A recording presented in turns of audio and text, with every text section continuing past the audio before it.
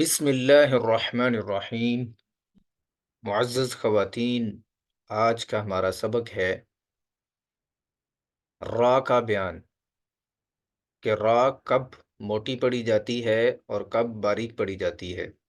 کن صورتوں میں را کو ہم موٹا پڑھتے ہیں اور کن صورتوں میں را جو ہے وہ باریک پڑی جاتی ہے۔ تو ان میں سے کوئی 10 کے قریب ہم نے کل الحمدللہ مکمل کر لی ہیں، اور آج ہم 11 نمبر سے، جو قاعدہ نمبر 11 ہے، وہاں سے شروع کر رہے ہیں۔ تو جن خواتین نے کل والی کلاس نہیں لی تو وہ ریکارڈنگ سے اپنی کلاس کا جو سبق ہے وہ ریوائز کر لیجئے گا انشاءاللہ۔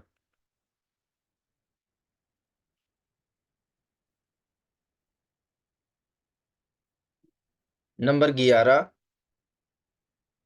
را ساکن ما قبل کسرہ عارضی ہو۔ کسرہ کہتے ہیں زیر کو۔ یہ بھی اگر آپ نے نوٹ کرنا ہے تو نوٹ کر لیجئے۔ عربک میں زبر کو کہتے ہیں فتحہ، زیر کو کہتے ہیں کسرہ، اور پیش کو کہتے ہیں ضمہ۔ زبر کو فتحہ، زیر کو کسرہ اور پیش کو ضمہ۔ تو یہاں لکھا ہوا ہے کسرہ، کسرہ سے مراد زیر ہے۔ را ساکن ما قبل کسرہ عارضی ہو، یعنی وہاں پہ کسرہ نہ ہو، زیر نہ ہو، ہم نے اس کو عارضی طور پہ لگایا ہو، تو اس وقت بھی را موٹی پڑی جائے گی۔ جیسے ارجع، اب یہ جو حمزہ ہم نے لگایا ہے، کسرہ لگایا ہے، یہاں پہ پہلے کسرہ نہیں تھا، یہاں سے آیت شروع ہو رہی ہے تو یہاں الف اور را لکھا ہوتا ہے، لیکن عین کلمہ کو دیکھتے ہوئے ہم اس پہ اعراب لگاتے ہیں۔ جیسے اس کا عین کلمہ جیم ہے تو جیم کے نیچے کسرہ ہے، تو اس لیے ہم نے اس کے نیچے بھی کسرہ لگا دیا، یعنی زیر لگا دی۔ تو اس کا بیان الگ سے ہے، وہ انشاءاللہ العزیز آپ کو سمجھایا جائے گا بعد میں، آگے والی جو ہماری کلاسز آئیں گی، کہ کچھ آیات ایسی ہوتی ہیں کہ جن کے شروع میں فتحہ ضمہ کسرہ یعنی حرکات نہیں لگی ہوتی پہلے حرف پہ، تو ہم نے کس طرح سے وہاں پہ جو ہے وہ حرکت لگانی ہے، زبر زیر پیش کس طرح سے لگانی ہے، تو اس کو کہا جاتا ہے عارضی۔ عارضی طور پہ اس کو ہم لگاتے ہیں اس آیت کو شروع کرنے کے لیے۔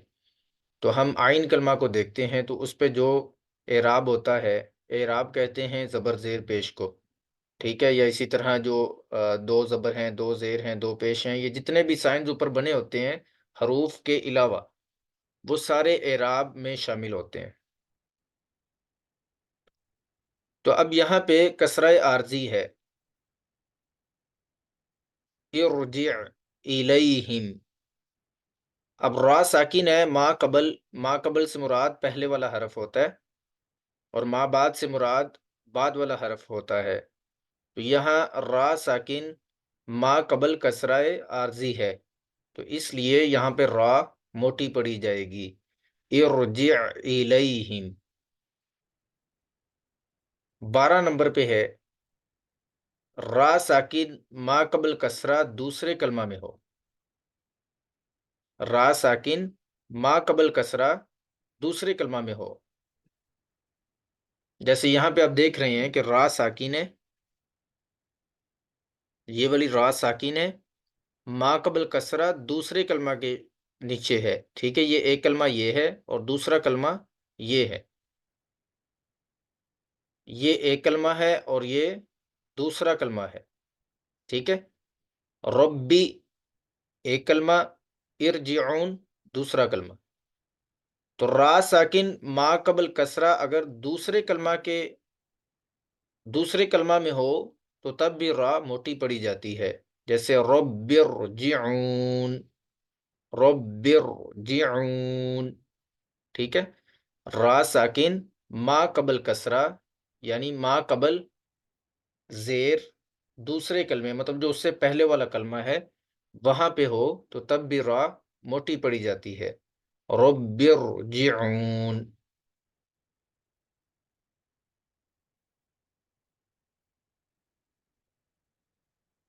13 نمبر پہ را ساکن ما قبل کسرہ اور ما بعد حروف مستعلیہ اسی کلمہ میں ہو، را ساکن ہو اور ما قبل کسرہ ہو اور ما بعد حروف مستعلیہ ہو۔ اب ما قبل اور ما بعد کا آپ کو کل پڑھا دیا گیا تھا کہ ما قبل سے کیا مراد ہے اور ما بعد سے کیا مراد ہے۔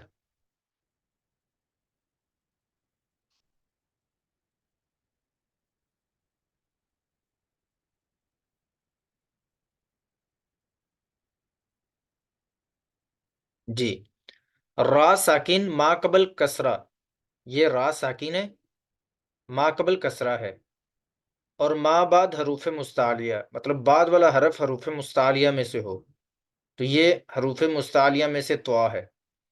حروف مستعلیہ ہم نے پڑھ لیے ہوئے ہیں، حروف مستعلیہ کی تعداد 7 ہے۔ خصا ضغطن قیر، خا صاد ضاد، تو یہ سارے حروف جو ہیں یہ حروف مستعلیہ ہیں۔ تو وہ کہہ رہے ہیں کہ ما بعد والا حرف حروف مستعلیہ میں سے ہو، را ساکن ہو، ما قبل کسرہ ہو اور ما بعد حروف مستعلیہ میں سے موٹے حروف میں سے اگر کوئی حرف آ جائے تو تب بھی را موٹی پڑی جاتی ہے، جیسے کر توسن، کر توسن، ٹھیک ہے۔ را ساکن ما قبل کسرہ ہو تو را باریک ہوتی ہے، لیکن یہاں پہ ما بعد حروف مستعلیہ آ گیا ہے، تو اگر را ساکن ما قبل کسرہ ہو اور اس کے بعد والا حرف، را کے بعد والا جو حرف ہے وہ موٹے حرف میں سے آ جائے تو پھر بھی را موٹی پڑی جاتی ہے، جیسے کر توسن۔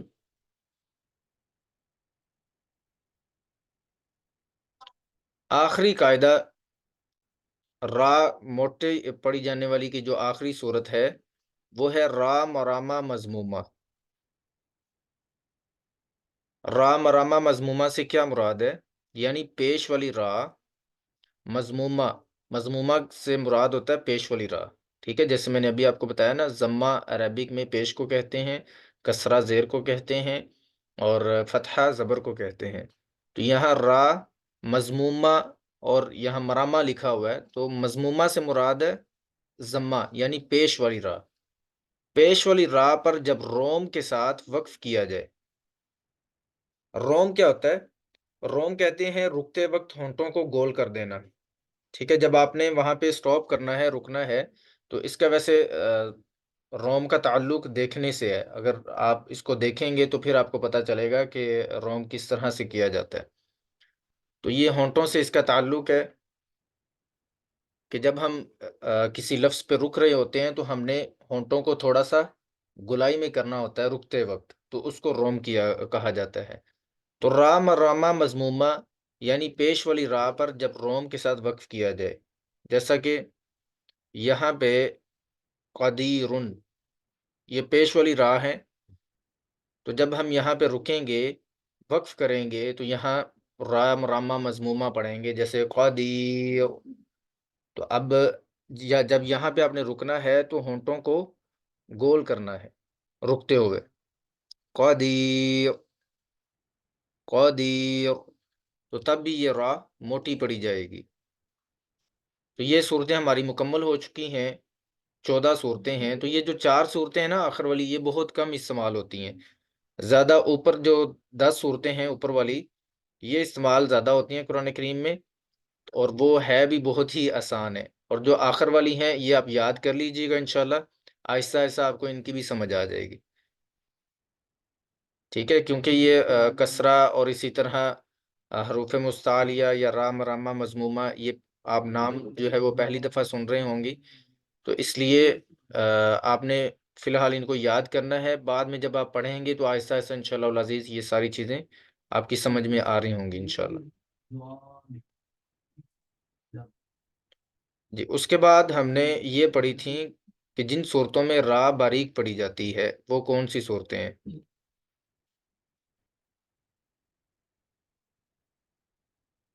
تو اس کی چھٹی صورت رہ گئی تھی ہماری،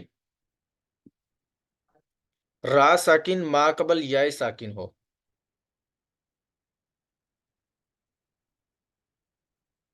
را ساکن ہے، ما قبل یا ساکن ہے اور ما قبل فتحہ ہے یعنی زبر ہے، تو تب بھی را باریک پڑی جائے گی، جیسے الخیر، یہاں پہ را کو باریک پڑھیں گے۔ را ساکن ما قبل یائے ساکنہ آ جائے اور اس کے بعد چاہے زبر بھی ہو تو پھر بھی را کو باریک پڑھا جاتا ہے، یہ اپنے ذہن میں رکھنا ہے کہ را ساکن ما قبل زبر ہو تو را موٹی پڑی جاتی ہے۔ لیکن دوسری صورت ہم نے اس میں یہ بھی پڑھی تھی کہ را ساکن ما قبل یہ زبر آ جائے تو تب بھی را موٹی پڑی جاتی ہے، لیکن ان دونوں کے درمیان میں اگر یائے ساکنہ آ جائے را ساکن کے بعد، پہلے جو ہے وہ یائے ساکنہ ہو یعنی یا ساکن ہو اور اس سے پہلے والے حرف پر زبر آ جائے تو پھر بھی را باریک پڑی جاتی ہے، جیسے الخیر، یہاں پہ را باریک پڑیں گے۔ تو چوتھی صورت جو ہے اس کی 7ویں صورت، وہ را مرامہ مکسورہ، جیسے پیچھے ہم نے پڑھا ہے موٹی پڑھی جانے والی صورتوں میں، تو وہ تھا را مرامہ مضمومہ، وہاں ضمہ تھا، اور یہاں را مرامہ مکسورہ، یعنی زیر والی را پر جب روم کے ساتھ وقف کیا جائے۔ والفجر، یہاں پہ را کے نیچے زیر ہے،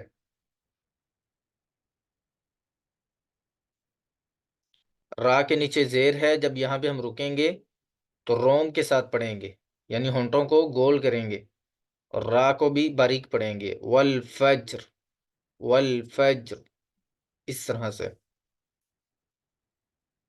جی، یہ ہمارے قواعد الحمدللہ مکمل ہو چکے ہیں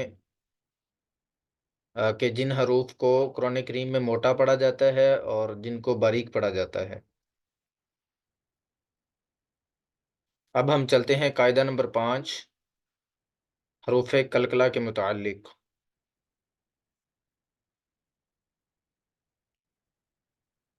اچھا، اب تک ہم نے جو قواعد پڑھے ہیں ان میں سے حروف تہجی اور اس کے بعد حروف تہجی کی کتنی تعداد ہے، معروف اور مجہول میں فرق، اور پھر اس کے بعد ہمارا جو قاعدہ تھا وہ حروف مستعلیہ، یعنی ہم نے وہ قواعد شروع کر دیے تھے کہ قرآن کریم میں کتنے الفاظ ہیں جن کو موٹا پڑھتے ہیں اور کتنے الفاظ ہیں جن کو باریک پڑھتے ہیں، اور کتنے الفاظ ہیں جو کہ پرماننٹ موٹے پڑھے جاتے ہیں، اور ان میں سے کتنے حروف ہیں جو کبھی موٹے اور کبھی باریک پڑھے جاتے ہیں۔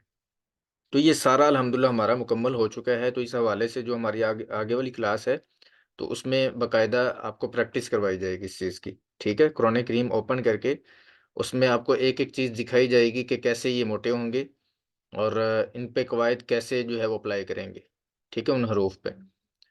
تو آپ نے پیر سے پہلے پہلے یہ آپ کے پاس 2-3 دن ہیں، تو آپ نے مکمل اپنے اسباق جو پیچھے ہم نے پڑھ لیے ہوئے ہیں تو ان کو یاد کر لینا ہے، ذہن نشین کرنا ہے، یا کچھ چیزیں جو آپ کو آپ کے ذہن سے نکل چکی ہیں، بھول گئی ہیں، تو آپ نے ویڈیوز کو دیکھ کے ان کو دوبارہ سے ریویژن کر لینا ہے انشاءاللہ۔ تو منڈے کو ہم یہ ساری چیزیں قرآن کریم پہ اپلائی کریں گے انشاءاللہ۔ تو آگے والا قاعدہ ہے قاعدہ نمبر 5، یہ بھی بہت ہی آسان ہے، حروف کلکلہ۔ حروف کلکلہ تجویدی قرآن کریم میں اس کا کلر جو ہے وہ بلو کلر ہوتا ہے۔ اب تک ہم نے 2 کلر الحمدللہ حل کر لیے ہیں جو تجویدی قرآن کریم میں ہوتے ہیں، اس میں ایک گرین کلر کو اس میں موٹا پڑھتے ہیں، تو موٹے حروف ہم نے سارے کر لیے ہیں الحمدللہ۔ اس کے بعد آج ہم کر رہے ہیں حروف کلکلہ، تو حروف کلکلہ جو ہے وہ وہاں پہ ہلا کے پڑھے جاتے ہیں اور ان کا کلر جو ہے وہاں پہ بلو ہوتا ہے۔ تو قاعدہ نمبر 5، حروف کلکلہ۔ کلکلہ سے کیا مراد ہے؟ ایسے حروف جن کو ہلا کر یا ابھار کر پڑھا جاتا ہے۔ قرآن کریم میں ایسے حروف جن کو ابھار کر یا ہلا کر پڑھا جاتا ہے، ان کی تعداد کتنی ہے؟ 5 ہے۔ حروف کلکلہ کی تعداد 5 ہے۔ کون کون سے ہیں؟ ان کا مجموعہ یہ لکھا ہوا ہے، مجموعہ کہتے ہیں گروپ شیپ میں، ٹھیک ہے؟ ایک ہی جگہ پہ ان سب حروف کو اکٹھا کر لینا تو اس کو مجموعہ کہتے ہیں۔ حروف کلکلہ کا مجموعہ یعنی گروپ، قطب جدن، یہ اپنے اس طرح سے یاد کرنا ہے۔ یہ رخسانہ وقار کے نام سے جن کی آئیڈیا ہے وہ اپنا انوٹیٹ آف کر لیجئے۔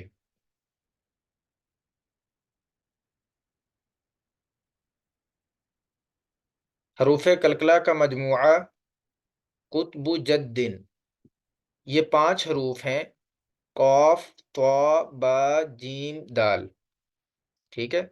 یہ قاف ہے، طا ہے، با ہے، جیم ہے، اور یہ دال ہے۔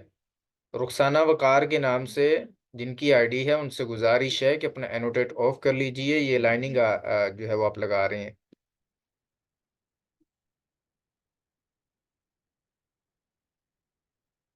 قطب جدن، یہ 5 حروف ہیں، قاف، طا، با۔ قطب میں 3 حروف ہیں، قاف، طا، با۔ جدن میں 2 حروف ہیں، جیم اور دال۔ تو یہ اس طرح یہ 5 حروف بنتے ہیں جو کہ قرآن کریم میں ہلا کر یا ابھار کر پڑھے جاتے ہیں۔ ان کی ایک شرط ہے، وہ بھی ہم پڑھ رہے ہیں کہ یہ کب ہلا کر پڑھے جاتے ہیں۔ حروف کلکلہ کی شرط، حروف کلکلہ جب ساکن ہوں گے تو تب کلکلہ ہوں گے۔ حروف کلکلہ جب ساکن ہوں تو تب کلکلہ ہوں گے، یعنی تب ہلا کر پڑھے جائیں گے۔ یہ جو 5 حروف ہیں قرآن کریم میں، اگر ان کے اوپر جزم آئے گی تو تب ہی ہلا کر پڑھیں گے۔ اگر ان کے اوپر کوئی حرکت آ جاتی ہے، زبر زیر پیش، دو زبر دو زیر دو پیش، ان میں سے کچھ بھی آ جاتا ہے تو تب یہ نہیں ہلیں گے، تب یہ کلکلہ نہیں ہوں گے۔ یہ کب کلکلہ ہوتے ہیں؟ ان کی شرط یہ ہے کہ یہ ساکن ہو، ان کے اوپر جزم آئے گی تو پھر یہ کلکلہ ہوں گے۔ جیسے اب یہاں سے ہم شروع کرتے ہیں قاف سے، آکو، آتو، اب، اج، اد، تو اس طرح سے یہ ہلا کر پڑھے جاتے ہیں قرآن کریم میں۔ جیسا کہ آپ سب کو معلوم ہے کہ کوئی بھی چیز جب ہم زمین پہ اس کو، جیسے کہ بال ہے یا فٹ بال، اس کو ہم زمین پہ جب فورس کرتے ہیں تو وہ ایسے ابھر رہا ہوتا ہے، ہماری طرف آ رہا ہوتا ہے، ٹھیک ہے؟